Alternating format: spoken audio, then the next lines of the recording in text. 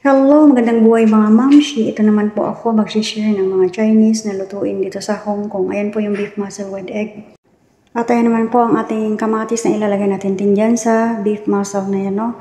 And then ito naman po ang hairy guard na gulay, panghalo natin sa ating soup. At ang fish block, panghalo rin po yan sa soup, no? So next is ang ating isda na ating steam. Meron na po yung black beans na nilagay ko at meron na rin pong luya sa ilalim pantanggal ng lansa.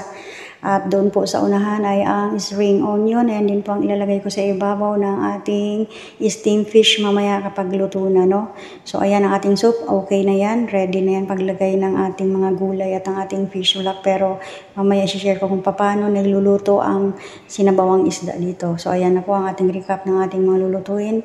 Ang ating steamed fish, ang mga gulay, at ito po ang ating beef muscle at kamatis, no? So ayan, nagisa na po ako ng luya at ilalagay na natin ang isda natin mamaya-maya. Ito po ang way kung paano magluto ng soup dito sa Hong Kong. Hindi po kailangan dito ng malaking isda kasi hindi naman nila kinakain ng isda. So ayan, ipapry lang po natin saglit yan para way nila yan na pantanggal ng lansa, no? So ayan, i-fry lang po natin ang bahagya at lalagyan na natin ng sabaw at be sure po yung sabaw natin enough, no, na habang tayo magpapakulo ng 30 to 1 hour, mayroong matitirang sabaw, no, na ating hihigupit. Hinihigop ang sabaw dito, hindi po binabahog sa kanin. Sa atin, binabahog natin yung sa kanin, di ba? So, ayan, nilagyan ko na ng sabaw at wait na lang natin na kumulo. So, takpan po natin and then, ayan. Ito na po, kung lungkulo na ang ating sabaw, ayan, kapag ganyan na po kakulo ang ating sabaw, hihinaan na po natin ang apoy.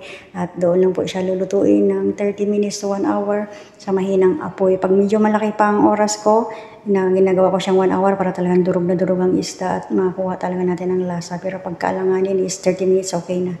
So ayan, sinala ko na po yung ating isda, no? Tinanggal ko na, so naiwan ay ang sabaw na lang. So itatapon na natin yung isda. Wala na naman pong lasa yan.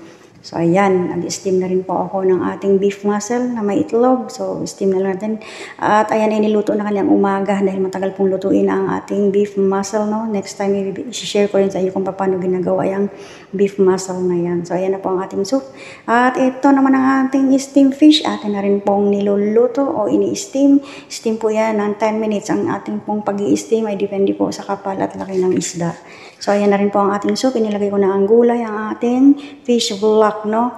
Ayan, fish block na yun. Parang fish bowl din yan. Kaya lang black ang tawag kasi nga hindi naman siya bowl.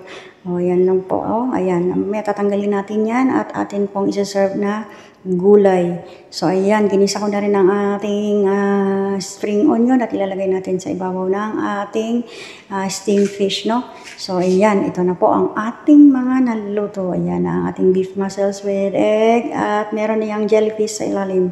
Ito na rin po ang ating steamed fish at ang ating gulay, no? So, ayan po. At ganito po magsiserve ng soup sa kanila. So, ayan lang guys. I hope na nagustuhan nyo ang aking video at nagkaroon kayo ng idea. Have a nice day. God bless us all and please don't forget to follow, like, and share my video.